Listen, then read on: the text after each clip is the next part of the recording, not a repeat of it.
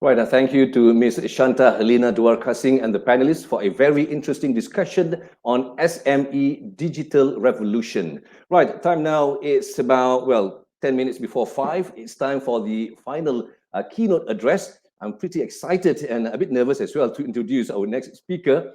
Let me just give you a brief background of our keynote speaker. She is the non-executive independent director and chairman of AirAsia X since 2011.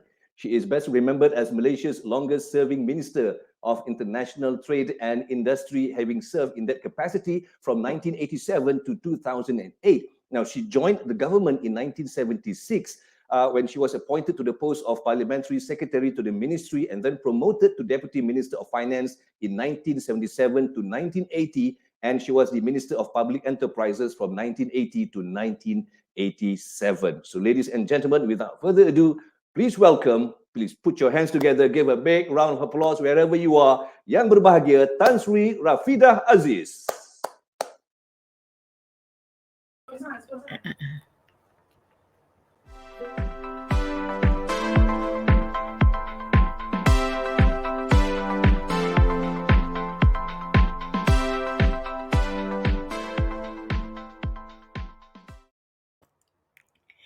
Thank you very much.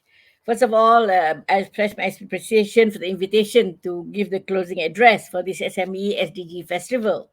And I'm sure that during the sessions, the various speakers have given very good insights into salient areas of digital sustainability and also the role of the entire spectrum of ICT, such as digitization among small and medium enterprises.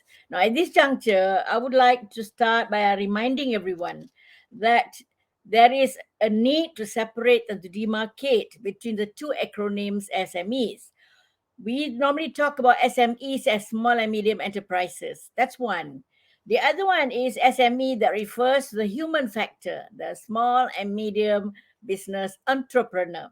Now, when you talk about SMEs as enterprises, this refers to the business entities themselves, the sector in which the entity operates, and also anything and everything that involves the operations of any venture, the planning, the strategies, the business plans, the processes and technologies. In fact, it involves everything that is a part of the value chain in any of the small and medium businesses. And I'm sure much have been discussed in your sessions on the sustainability of business and the roles of ICT and digitization within the operations along those value chains.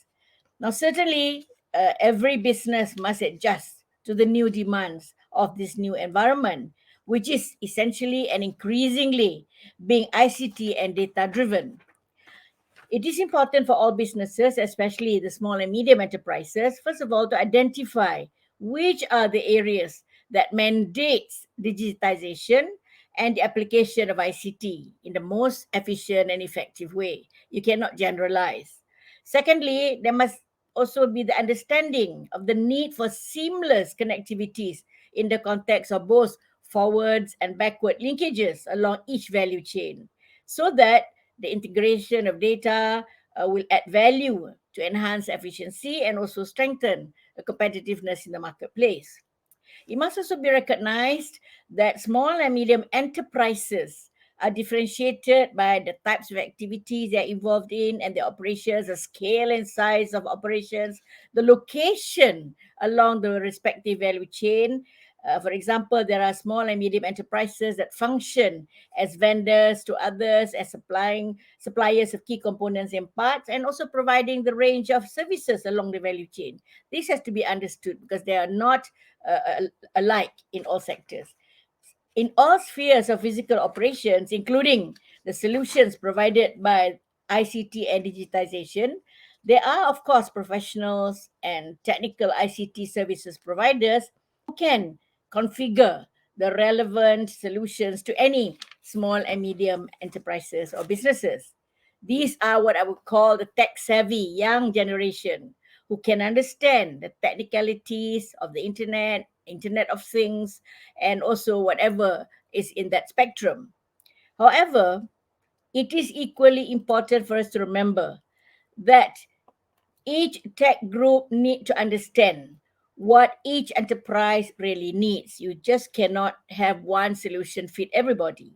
How to effectively integrate their technical knowledge to, for example, what they do, so that each platform, each solution they configure, and each digitization process would actually truly add value to each and every small and medium enterprise that they are servicing.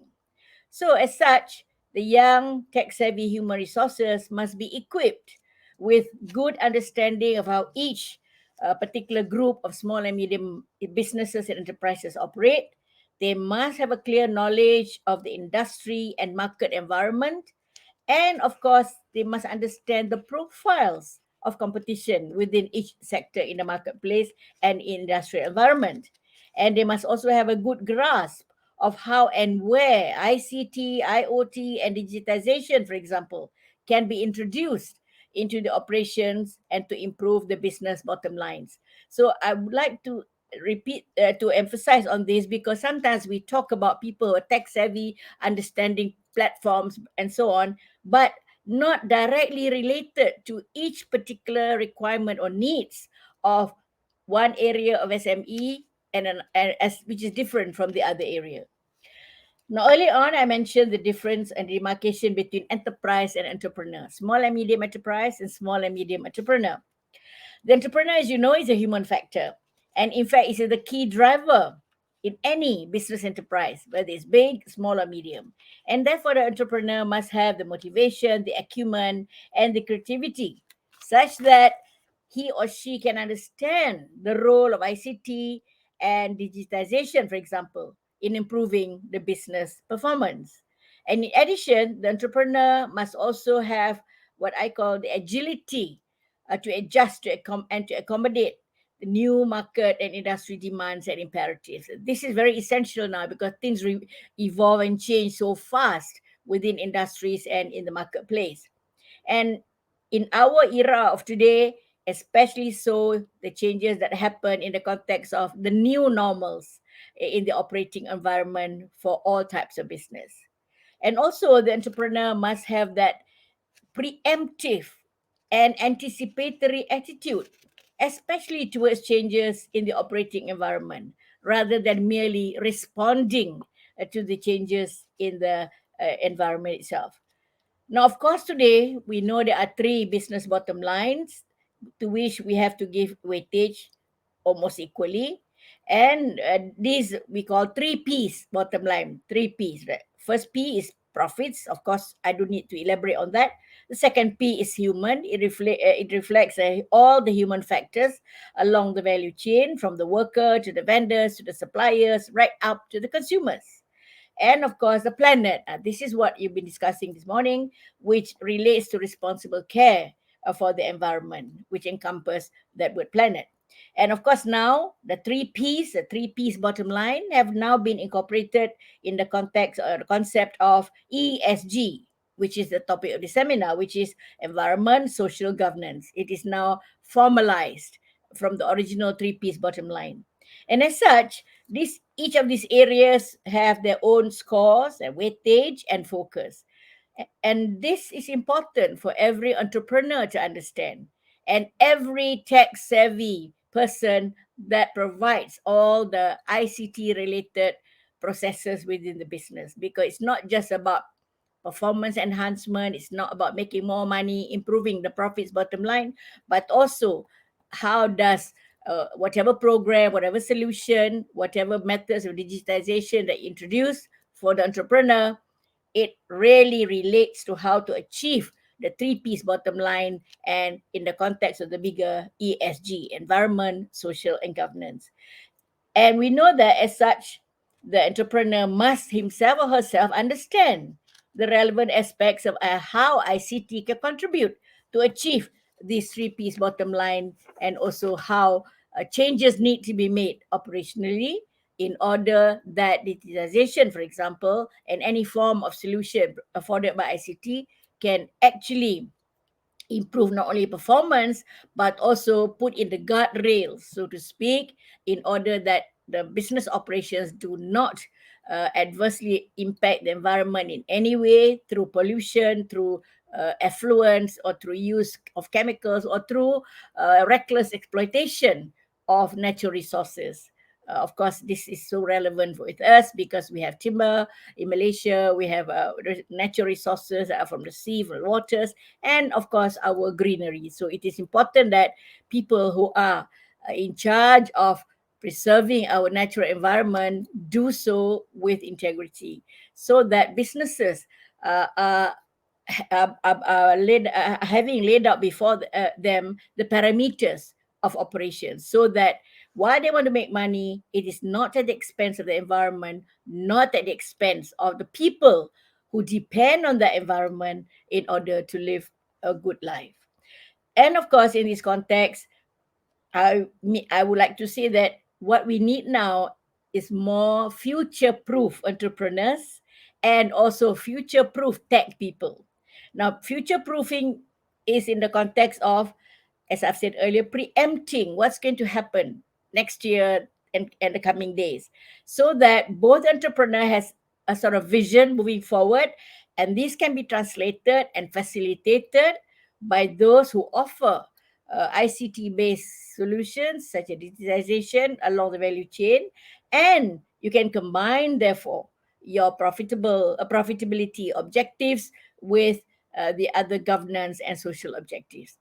It is important to remember that we are not talking about a shortage of people in the IT business or people who can actually do up solutions and programs for businesses such as small and medium enterprises. I'm more concerned about people who are there, who have the knowledge about how to handle programs and so on, but may not understand the relevance of what they do in the context of small and medium enterprise needs and requirements.